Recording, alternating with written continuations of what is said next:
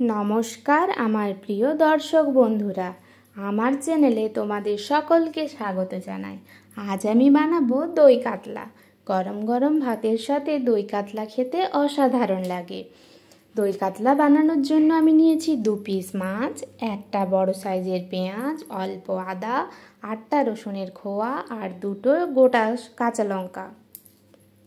তেল গরম করে আমি মাছটা ভালোভাবে ভেজে নিয়েছি। মাছটা ভেজে আমি প্লেটে তুলে রেখেছি। এরপর আমি কড়াইতে দিয়ে দিচ্ছি সরষের তেল। তেল গরম হয়ে যাওয়ার পর তেলের সাথে অ্যাড করছি গোটা জিরে, শুকনো লঙ্কা আর গোটা গরম মশলা। গোটা গরম মশলা হিসেবে দিলাম 2টো লবঙ্গ, 2টো এলাচ, অল্প দারচিনি স্টিক। এরপর এতে আমি অ্যাড করব পেঁয়াজটা আমি গ্রাইন্ডার করে নিয়েছি। পেঁয়াজটা একটু ভেজে নিয়ে এর সাথে আমি অ্যাড করে দিচ্ছি আদা আর রসুনের পেস্ট। পেঁয়াজ আর আদা রসুনটা আমি ভালোভাবে ভেজে নেব। আর এদিকে আমি গ্রাইন্ডার করব 2 চামচ পোস্ত, 5টা কাজু আর 2টো কাঁচা লঙ্কা।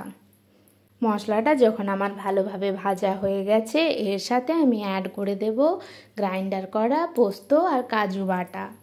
পোস্ত আর কাজু বাটাটাকে ভালোভাবে পেঁয়াজের সাথে মিক্সড করে নেব। এরপর এতে দেব অল্প জল। পোস্তর বাটিটা ধুয়েই আমি জলটা দিয়ে দিলাম। 5 থেকে 7 মিনিট আমি এটা কষিয়ে রান্না করব যতক্ষণ না তেল ছেড়ে যাচ্ছে। আর এতে আমি অ্যাড করব গুঁড়ো মশলা। গুঁড়ো মশলা হিসেবে দিলাম কাশ্মীরি লঙ্কার গুঁড়ো আর ধনে গুঁড়ো, আর দেব স্বাদ মতো লবণ।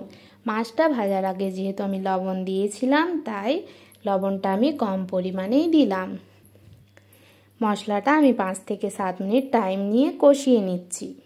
আর এদিকে গ্রাইন্ডারে দিয়ে দিয়েছি 3 চামচ টক দই। টক দইটাও গ্রাইন্ডার করে নিয়েছি। মশলাটা যখন আমার ভালোভাবে কষিয়ে নেওয়া হয়েছে এর সাথে আমি অ্যাড করে দিচ্ছি টক দইটা।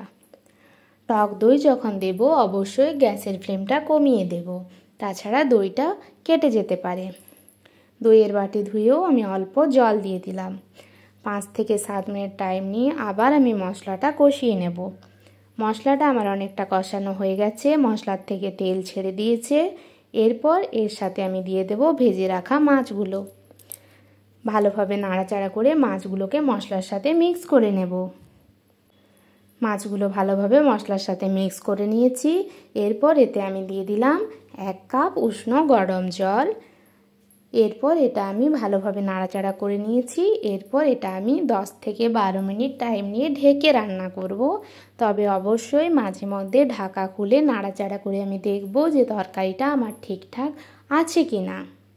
রান্না যখন আমার অনেকটা হয়ে এসছে এর সাথে আমি দিয়ে দিচ্ছি গরম মশলা আর ঘি।